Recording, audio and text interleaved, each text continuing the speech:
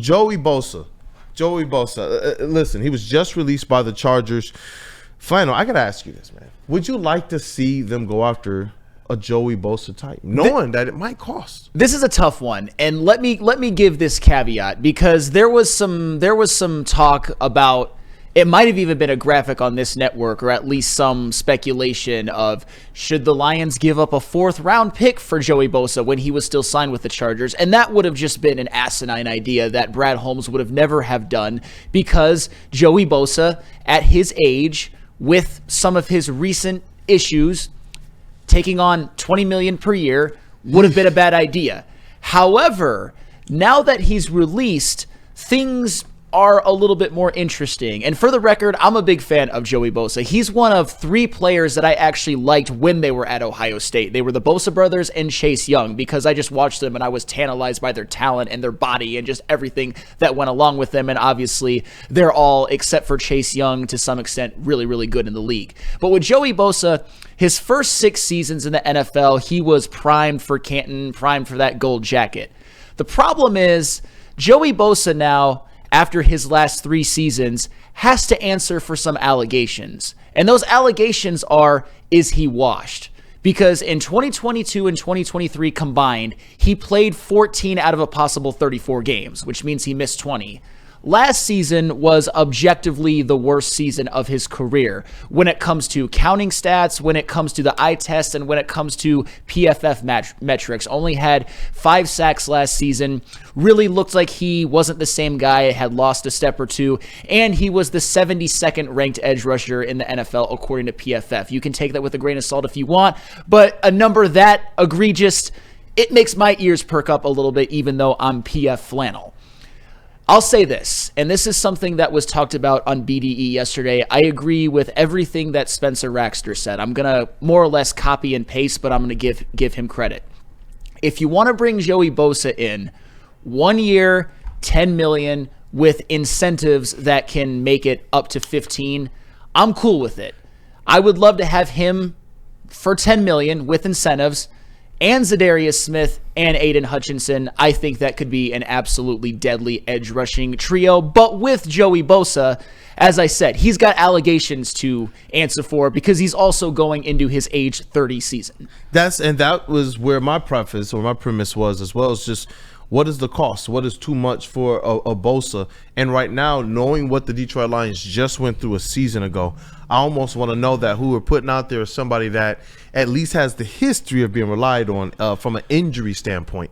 And that's where sometimes I'm like, is there somebody in the draft? Is there somebody more economical in the free agent market from a linebacking standpoint that they can look at? Because we said it last offseason, that was the one unit that they decided, hey, listen, we're not going to throw any free agent or draft capital at in the offseason, even though they went ham with the cornerbacks in the secondary, and they went effectively ham as it relates to the defensive line. They added a little bit to the offensive line as well as the defensive line, and then brought in a Tim Patrick as a wide receiver even. So it's just like they made a lot of different sprinkles, but that linebacker one is one where I believe this might be a good year for them to do something. I just don't know if Joey Bosa is it. Well, he's not my first choice, obviously. Like, if we're talking about free agents, I'd rather have DeMarcus Lawrence. I'd rather have Khalil Mack. I'd probably rather have Josh Sweat. I'd rather trade for Myles Garrett. But every single one of those guys will probably cost you more than a Joey Bosa. Because Joey Bosa right now, as I said before, his last 3 seasons, his Hall of Fame pace has just been grinded to a screeching halt.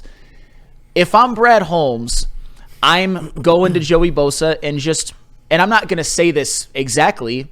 I'm going to tell him in more or less, you got some allegations against you. Some people think that you're washed. Over the last 3 seasons, if somebody were to say that he was washed, can't be mad at it. Been injured a lot, not been as productive. If you want to come here and try to revitalize your career and win, here's that $10 million contract. You can have some incentives if you want, but we're not going to give you the bag because right now he's just not worth it. And I'm so glad that he was released because it actually gives the Lions an opportunity to explore something like that because, as I said before, trading an asset, taking on a $20 million a year contract for Joey Bosa would have been an objectively horrible move that Brad Holmes would have never have made. But at the same time, as I said before, if you're talking about Aiden Hutchinson on one side and a rotation of Za'Darius and Joey Bosa on the other, I'm cool with that. I'm objectively cool with that. But I'm seeing in the chat, everybody right now is wanting Mac over Bosa. Of course, Mac's better, but Mac's going to cost like 20+ million a year.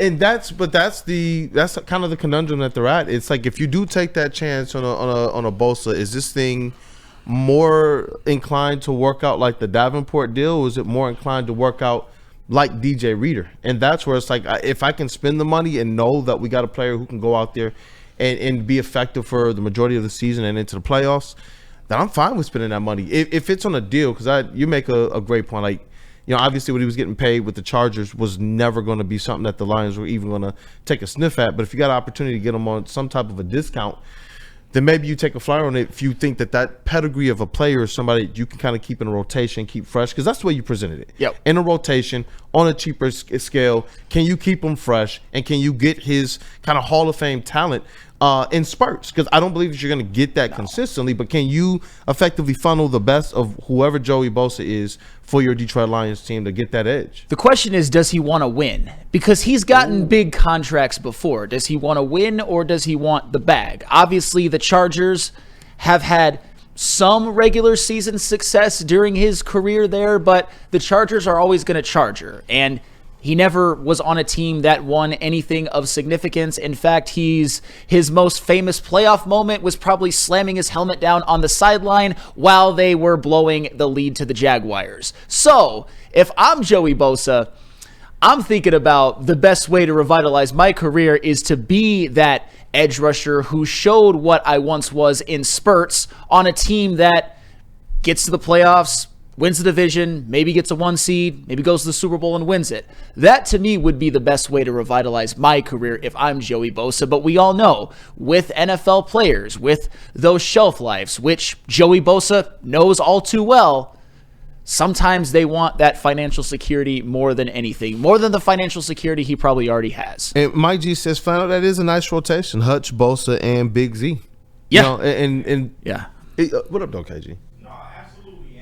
I don't think your mic's on, KG. My bad. But now that he's been released, I definitely think that this conversation should be on the table.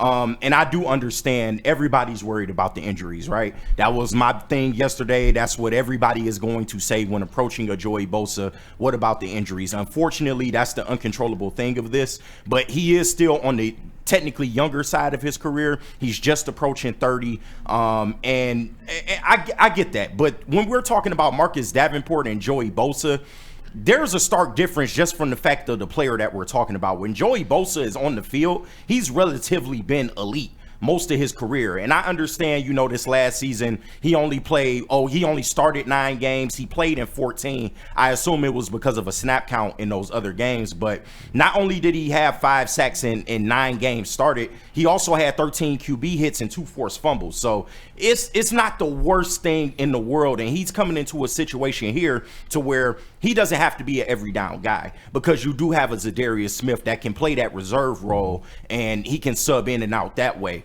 But the only thing that I would caution, if you make a move like this and hopefully we're able to get him on a good deal, your depth has to be A1, because you almost have to account for the fact that he's probably going to miss some games. He's probably not going to play a whole season. But with that aside, I don't think it's the worst move in the world, especially now that he's released and you don't have to trade any draft capital for him. It should definitely be a conversation. No, you know what's funny, because Koolaid, you brought up Marcus Davenport, and at first I wanted to be like, oh no, don't even put them in the same sense. Here, I'm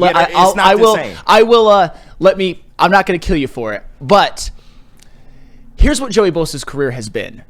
His first 6 seasons, he was Hall of Fame level.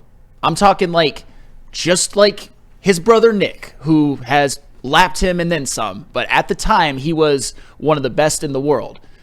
But over the past 3 seasons, he's kind of been Marcus Davenport with a lesser production. You mentioned his numbers last year, KG, and they're not bad per se, but they're way below what we're used to when it comes to Joey Bosa, even on a per-snap basis. Agreed. His last 3 seasons have been a lot closer to Marcus Davenport than prime Joey Bosa. So you're not completely off base, even though Davenport was nowhere near the player that Bosa was in his prime. See, you got to let me come around. Well, I'll give you some merit. But the other thing that I wanted to be able to tell on there as well was the concept of, there was 2 players that I mentioned there.